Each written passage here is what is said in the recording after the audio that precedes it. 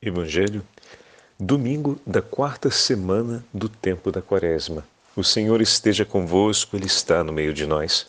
Proclamação do Evangelho de Jesus Cristo segundo São João. Glória a vós, Senhor. Naquele tempo, ao passar, Jesus viu um homem cego de nascença.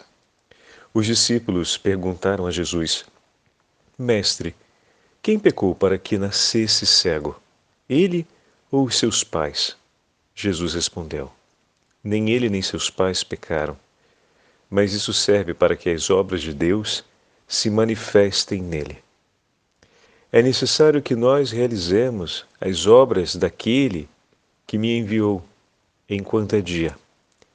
Vem a noite, em que ninguém pode trabalhar. Enquanto estou no mundo, eu sou a luz do mundo.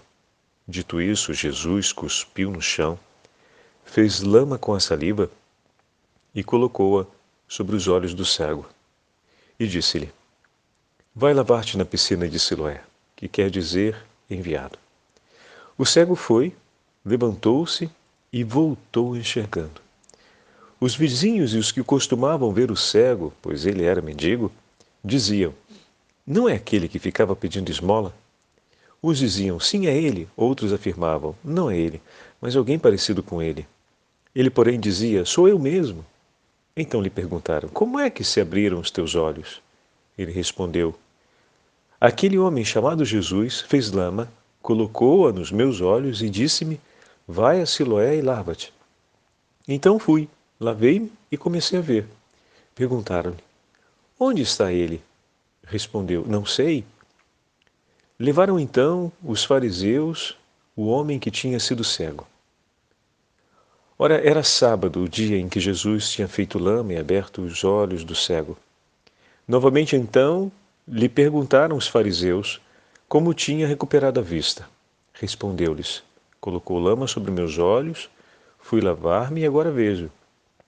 Disseram então alguns dos fariseus: Esse homem não vem de Deus, pois não guarda o sábado. Mas outros diziam: Como pode um pecador fazer tais sinais? E havia divergência entre eles. Perguntaram outra vez ao cego: E tu, que dizes daquele que te abriu os olhos? Respondeu: É um profeta? Então os judeus não acreditaram que ele tinha sido cego e que tinha recuperado a vista. Chamaram os pais dele e perguntaram-lhes: Esse é o vosso filho, que dizeis ter nascido cego? Como é que ele agora está enxergando? Os seus pais disseram: Sabemos que este é nosso filho e que nasceu cego. Como agora está enxergando, isso não sabemos. E quem lhe abriu os olhos também não sabemos. Interrogai-o, ele é maior de idade, ele pode falar por si mesmo. Os seus pais disseram isso porque tinham medo das autoridades judaicas. De fato, os judeus já tinham combinado expulsar da comunidade quem declarasse que Jesus era o Messias. Foi por isso que seus pais disseram: É maior de idade, interrogai-o a ele. Então os judeus chamaram de novo o homem que tinha sido cego. Disseram-lhe: Dá glória a Deus. Nós sabemos que esse homem é um pecador. Então ele respondeu: Se ele é pecador, não sei. Só sei que eu era cego e agora vejo. Perguntaram-lhe então: Que é que ele fez? Como te abriu os olhos? Respondeu ele: Eu já vos disse e não escutastes. Por que quereis ouvir de novo? Por acaso quereis tornar-vos discípulos dele? Então insultaram-no, dizendo: Tu sim és discípulo dele. Nós somos discípulos de Moisés. Nós sabemos que Deus falou a Moisés, mas esse não sabemos de onde é. Respondeu-lhes o homem: Espantoso. Vós não sabeis de onde ele é. No entanto, ele abriu-me os olhos. Sabemos que Deus não escuta os pecadores, mas escuta aquele que é piedoso e que faz a sua vontade. Jamais se ouviu dizer que alguém tenha aberto os olhos a um cego de nascença. Se esse homem não viesse de Deus, não poderia fazer nada.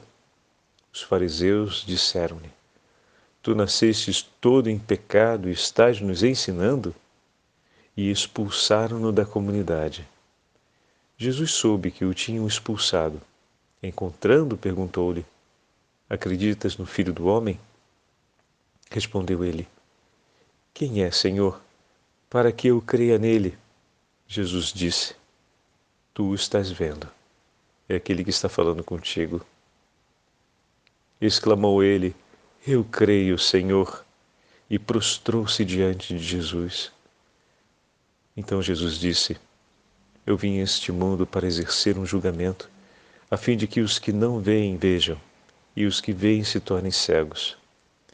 Alguns fariseus que estavam com ele ouviram isso e lhe disseram: Porventura também nós somos cegos?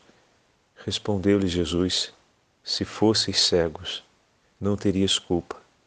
Mas como dizeis, nós vemos, o vosso pecado permanece. Palavra da salvação. Glória a vós, Senhor. Domingo da quarta semana do tempo da Quaresma, em nome do Pai, do Filho e do Espírito Santo. Amém. Queridos irmãos e irmãs, hoje a Santa Liturgia nos leva ao 9º capítulo do Evangelho de São João. E nós ouvimos a narração da cura desse cego de nascença. Eu queria chamar a atenção de vocês para dois elementos que estão presentes no texto e que vão falar a respeito da fé, da adesão ao nome do Senhor. O texto de hoje nos traz um testemunho de uma cura de nosso Senhor, mas eu queria que vocês observassem que o texto se passa sobre a dinâmica de dois personagens. Na verdade, um, que é o cego, a pessoa do cego, e juntamente com ele a figura de seus pais, que nós vamos entender um pouquinho mais. Bom, João apresenta já no texto uma explicação da atitude dos pais, né? Mas vamos perceber como é que os pais se limitam na atitude porque eles ainda não têm uma experiência de fé. E o segundo grupo, ou o outro personagem, que a gente poderia dizer também que se trata de um grupo, que são os fariseus, que aparecem num primeiro momento e num segundo momento do texto. Então, essa passagem do primeiro momento ao segundo momento na vida do cego, e essa segunda passagem no primeiro momento dos fariseus e no segundo momento. São dois diálogos que o Senhor que aparecem no texto com esses personagens, vamos dizer assim, né? E existe uma passagem importante entre um momento e outro em ambos os personagens. Vamos procurar mergulhar nessa percepção durante a nossa meditação de hoje, sempre tendo conosco os paralelos da primeira leitura e da segunda leitura, em que o Senhor conduz o profeta Samuel para a unção de Davi. E o Senhor diz claramente a Samuel para deixar-se conduzir por ele. Samuel traz consigo uma sensibilidade que é própria daquele tempo, que é própria da tradição, ou seja, o rei ser um homem forte, ser um homem que transmita segurança e vigor ao seu povo, ou seja, que os olhos humanos consigam recolher evidências que demonstrem estar sobre ele a graça de Deus, mas muitas vezes o nosso olhar se torna viciado pela inclinação do nosso coração. De certa forma, o que o Senhor propõe a Samuel é: deixe que eu purifique o teu coração. Deixe que eu conduza. E na medida em que eu for falando contigo, você vai superando todas aquelas inclinações que podem te levar a querer ver o que eu quero lhe mostrar, da forma que você quer e não da forma que eu quero. Que é o que muitas vezes acontece. Por conta das inclinações do nosso coração em buscar segurança, conforto, consolações e certezas, a gente acaba não interpretando o que o Senhor está nos mostrando e vamos afirmar que a vontade de Deus, na verdade, está se dando sobre aquilo que a gente quer. A vontade de Deus é aquela, mas no fundo é a afirmação do que a gente quer. Mas, Padre Fábio, como é que a gente sai disso? A partir do momento em que a gente aprende a escutar com um coração humilde e dócil. Vai dizer São Macário, em um de seus sermões a respeito da vida espiritual, que a alma pobre em espírito reconhece as suas feridas, bem como as trevas que podem rodear as paixões que a afligem. E por isso ela procura continuamente a companhia de Deus para a sua redenção. E ele acrescenta ainda: infeliz da alma que não sente as suas feridas e não percebe que muitas vezes vem movida por grandes vícios e reconhece isso, e se embrutece sempre mais, ao ponto de não conseguir deixar-se guiar por Deus. O que São Macário está nos dizendo com essas palavras em um dos seus sermões sobre a espiritualidade? Deixa eu só referir a vocês. A homilia, uma das homilias, né? É atribuída a ele no conjunto de suas homilias. Estamos na 100ª homilia recolhida no grande Tratado das Homilias de São Macário. O que ele está nos dando a referência com isso? Para que nós possamos compreender a vontade do Senhor e entender o que o Senhor está nos falando, é preciso, olha aqui, tudo que a gente tem feito até hoje, né? Durante esse caminho da Quaresma, reconhecer a nossa verdade, tomar nas mãos a nossa pobreza, de maneira que não fujamos daquela verdade que somos, do quanto temos necessidade do socorro de Deus, do quanto o nosso coração é frágil. Lembram da oração de São Padre Pio? Permanece conosco, Senhor. Padre Pio, em uma de suas orações, resta con noi, Signore, ou resta con noi, Jesus, na verdade é resta con me, não permanece comigo, Jesus. Ele começa dizendo: permanece comigo, Jesus, porque eu sou frágil e muito rápido posso te abandonar. Padre Pio falando isso. Um homem de uma oração incessante, reconhece humildemente diante do Senhor que sem a sua ajuda ele pode abandoná-lo. Ter nas mãos a nossa verdade, ter nas mãos a certeza que o nosso coração com muita facilidade se inclina na direção de suas expectativas, de suas ambições, que muitas vezes estão ligadas não às virtudes que o iluminam, mas aos vícios que trazem trevas dentro de nós, que colocam sombras. Por isso a súplica da fé, por isso o pedido cotidiano da companhia da Virgem Maria ao início do nosso dia, por isso a devoção a São José, que durante esses dias estamos enriquecendo e que ontem celebramos na solenidade e hoje recordamos porque afinal, 19 de março, nós sempre vamos fazer memória de São José. Hoje estamos celebrando o 4º domingo da Quaresma, mas a memória permanece pelo amor e a devoção a São José. Então, mais uma vez, estamos percebendo o quanto é importante ouvirmos e termos essa sensibilidade para ouvir, que significa a sensibilidade justa para ouvir a palavra de Deus, é aquela de ter nas mãos a nossa verdade sem fugir dela. Reconhecer a nossa pequenez, a nossa miséria, a nossa necessidade de Deus, recordando que Deus é misericordioso e amoroso, que Ele olha com compaixão e bondade e que tem um coração pronto para nos socorrer, que tem graças infinitas confiadas à Virgem Maria para serem distribuídas em nosso favor, que Ele vem em nosso socorro, a primeira súplica, que batendo a porta irá se abrir e Ele está pronto a nos oferecer dos seus tesouros. Isso vai recordado junto com a nossa miséria, com a nossa pobreza. Porque sem uma esperança, a pobreza que somos se torna desespero. E a palavra do Senhor é fonte de esperança e de vida para nós. Tomando essa esperança nas mãos e ouvindo o ensinamento do Evangelho, agora o Senhor vai modelando a minha vida e vai conduzindo os meus passos. Não se esqueçam, ontem quando nós ouvimos o texto de São José, foi tão significativo porque São José acorda do sonho onde o Senhor lhe fez a revelação de sua vontade e imediatamente age. Só que a gente ignora, ou melhor, não, a gente não ignora, que às vezes a gente se esquece, né? Que São José era apresentado como homem justo e piedoso.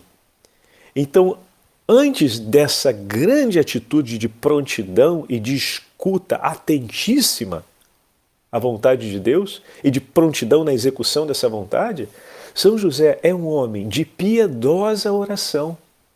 São José era um homem que pensava todo o tempo as coisas de Deus, que desejava honrar a Deus e praticar a caridade e o amor ao próximo, como ensinava a lei e os profetas, de cumprir o amor a Deus sobre todas as coisas. Essas virtudes estavam ali.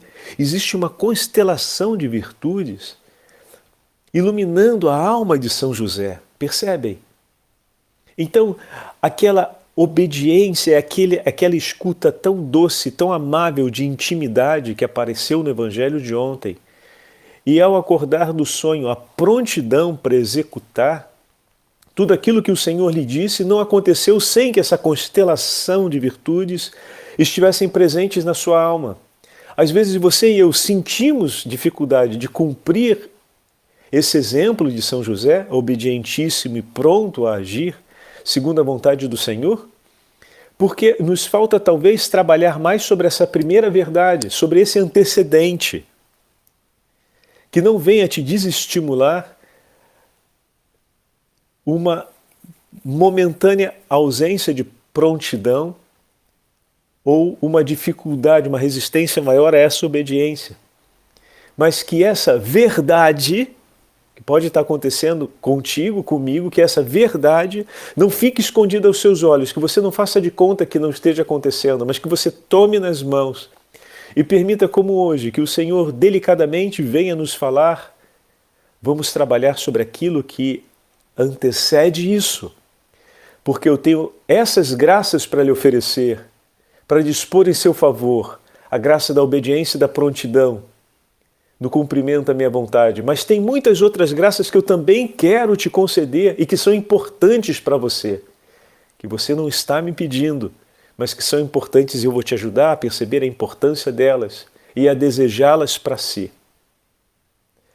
As graças da justiça, da humildade, da piedade, da fervorosa oração, a graça do zelo amoroso pelas coisas sagradas, a graça de uma memória iluminada sobre os eventos e os acontecimentos de Deus na vida, a graça do poder e da força do Espírito Santo para que a palavra de Deus permaneça em seus ouvidos e fique impressa na sua alma, a graça da perseverança.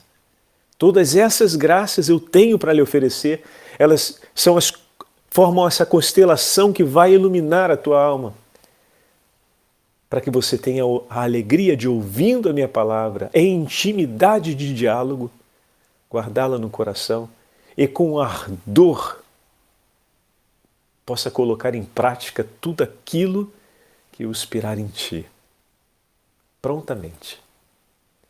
Está vendo, meus irmãos, como é que o nosso Senhor é bondoso? E como é que São José nos ajuda? Esse momento acontece também no Evangelho de hoje, quando a gente pensa no diálogo entre Jesus e os fariseus.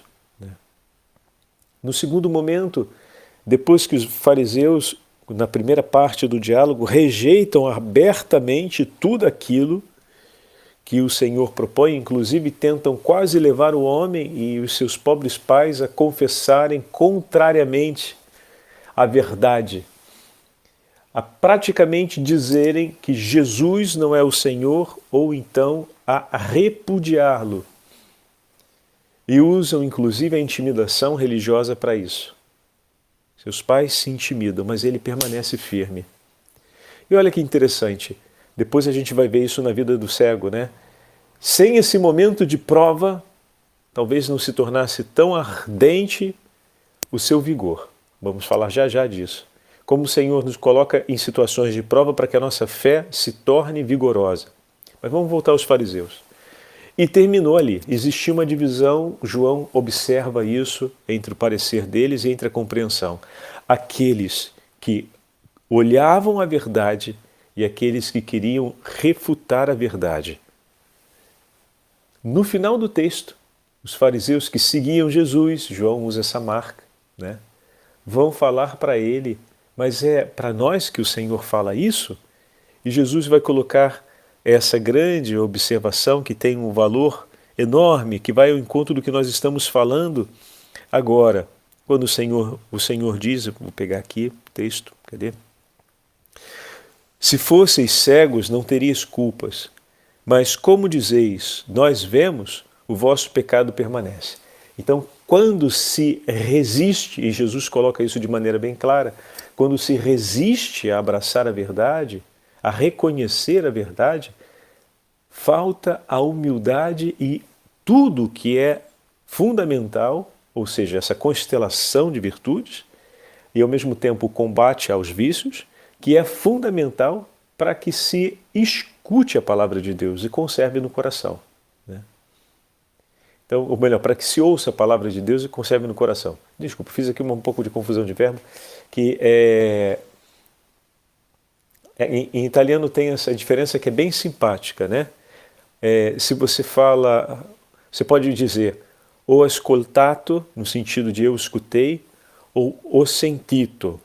Então, quando se usa sentire, se refere mais ao fato da voz no ouvido. Significa o eu escutei no sentido de que me veio aos ouvidos. Ou seja, eu ouvi o que você me disse. Enquanto ascoltare diz respeito a tomar para dentro, a ouvir com o coração, não é com os ouvidos, mas é ao conteúdo das palavras, aquilo que foi dito, é ter para si o que foi dito. Né? Escutar tem um significado mais profundo, de trazer para dentro. Para que a palavra de Deus possa vir para o interior de nossa alma, é preciso que essa constelação de virtudes que começa com o reconhecimento da própria verdade e a memória das promessas do Senhor seja presente na nossa alma, porque essa realidade é aquela que nos permite o combate aos vícios, da qual falava São Macário, e permite à alma de estar pronta para escutar, para trazer para dentro a palavra do Senhor e ser iluminada. Né? Os olhos que se abrem. O Senhor cumpre o rito de preparar a saliva, passar sobre os olhos e depois lhe ordena de ir a Siloé lavar-se. A iluminação, ou seja, a cura, ela acontece com o cumprimento da palavra do Senhor. Mas aí olha que delicado. Diz o texto que Jesus passa, vê o cego, trava com os discípulos um diálogo, e tudo isso, pelo que nós entendemos na sequência, acontece na presença desse homem. Porque na sequência do texto, João diz que Jesus logo em seguida já está preparando a saliva e passando nos olhos dele. Poderíamos dizer que esse momento da aproximação de Jesus à sua condição como cego, mendicante, o texto nos fala disso, e o diálogo sobre o pecado e o diálogo sobre o perdão e a misericórdia. Como assim, Padre Fábio? Os discípulos propõem sobre o pecado a disciplina que existia na tradição daquele momento. Quem pecou foi ele ou os pais? E Jesus declara que nem ele nem os pais pecaram. Então aqui estamos diante de uma declaração de perdão, porque as pessoas se sentiam culpadas de um pecado e o Senhor está dizendo não há culpa a ser imputada. Então não há, vamos colocar assim, né? Não há do que acusar, o que significa a afirmação da inocência e a afirmação do amor de Deus, porque se isso aconteceu, foi para manifestar o poder de Deus. O que significa que sobre ele traz um sinal da bênção de Deus. Olha que inversão. Porque se o Senhor vai manifestar a sua glória sobre a vida dele, o escolheu para ser um sinal de sua glória. Do homem que era visto por uma inteira sociedade, talvez por si mesmo, como um desgraçado, agora, naquele breve diálogo de Jesus, o Senhor o aponta como aquele escolhido por Deus para levar sobre si o sinal da sua glória. Meu Deus do céu! Que palavra de consolação e de esperança! Há um coração humilde que ardente amor não nasce diante dessas palavras. Com que coragem esse homem não foi àquela piscina lavar os seus olhos, tanto que ao lavar os olhos, imediatamente ele fica curado. Fantástico, fantástico. E daquele momento em diante, ele começa a testemunhar o nome de Jesus e vai ser levado à prova. E ele escolhe permanecer na verdade. Ninguém conseguiu arrancar dele a verdade que depois ele, o pequenino e desprezível, defendeu. Como o Senhor mesmo dirá, tempos à frente: não vos preocupeis que diante dos adversários eu vos darei as palavras justas para se defenderem. Mas antes disso, todo aquele que guardar a minha palavra no coração, eu e o Pai viremos e faremos nele morada. Eu sou a luz dos homens que vim ao mundo para dissipar as trevas do pecado. Antes que as palavras de defesa sejam inspiradas pelo Senhor em nossos lábios, diante dos nossos acusadores, o Senhor suscitou em nosso coração o vigor da fé. E era isso que estava acontecendo ali no coração daquele homem. O Senhor suscitou no coração dele o vigor da fé. E aquele momento de provação levava ele a ter uma fé mais ardente, ao ponto de sofrer pelo nome de Jesus, já tão cedo no caminho dele, né? Perceberam isso tão cedo que o camarada acabou de se converter, gente, vamos dizer assim, né? Acabou de fazer a profissão de fé dele, ou melhor, acabou de encontrar com Jesus e nem sabe onde o homem está. Porque depois que ele foi na piscina, que voltou, já começou o furdúncio, a confusão na vida dele, ele nem encontrou Jesus de novo, foi encontrar Jesus quando já tinha sido expulso da comunidade pelo nome dele. Às vezes parece que Jesus se esconde no melhor momento da nossa experiência de fé. Não caia nessa, não permita que Satanás te disperse. Nos melhores momentos de fé, o Senhor consente a provação para a gente, é no momento da graça, no momento em que você está firme, para que você se torne robusto na fé. E depois então que ele passou por essa prova, defendeu o nome de Jesus, sem ter ainda visto Jesus, e foi expulso da comunidade, estava sofrendo pelo nome do Senhor, quem que ele encontra? Quem que vem novamente ao encontro dele? Como da mesma forma, ele estava ali e o Senhor veio ao encontro dele, mais uma vez agora Jesus vem ao encontro dele. E fala-lhe a respeito do Filho do Homem. E ele diz que crê e que quer vê-lo e que o busca e que o ama. E Jesus então docemente se apresenta para ele como se apresentou a samaritana domingo passado. E o que nos diz o texto? Ele imediatamente prostrou-se diante de Jesus dizendo: eu creio, Senhor. Fantástico! Depois da prova vem sempre a consolação do Senhor. Que todo momento de prova seja para nos recordar que o Senhor está conosco e por nós, Ele quer fazer forte a nossa fé e estará ao nosso lado. E quando nós tivermos a ocasião de vê-lo, poderemos cair aos seus pés e dizer: Senhor, eu creio, obrigado. Peçamos hoje que Jesus revigore a nossa fé. Nos apressamos muito em pedir as consolações, né? Como foi a consolação desse homem depois da provação, nós pedimos sempre ao Senhor as consolações. Vamos pedir que o Senhor faça forte a nossa fé. A fé não se faz forte pelas consolações, mas pelas provações que passamos, que são as grandes ocasiões em que o Senhor nos dá a oportunidade de testemunharmos e de crescermos na fé. Depois de toda a provação, o Senhor nos concede as justas consolações. Deixemos nas mãos dele as consolações e peçamos hoje: Senhor, dai-nos o vigor da fé. E nós aceitamos tudo o que vier de suas mãos, pois sabemos que em suas mãos nós já estamos e tudo recebemos. Tudo aquilo que quiseres, nós o receberemos por amor a ti. E seja feita, Senhor, a vossa vontade, hoje e sempre. Amém. O Senhor esteja convosco, Ele está no meio de nós. Pela intercessão da Beatíssima Virgem Maria e São José, abençoe-vos o Deus Todo-Poderoso, Pai, Filho e Espírito Santo. Amém.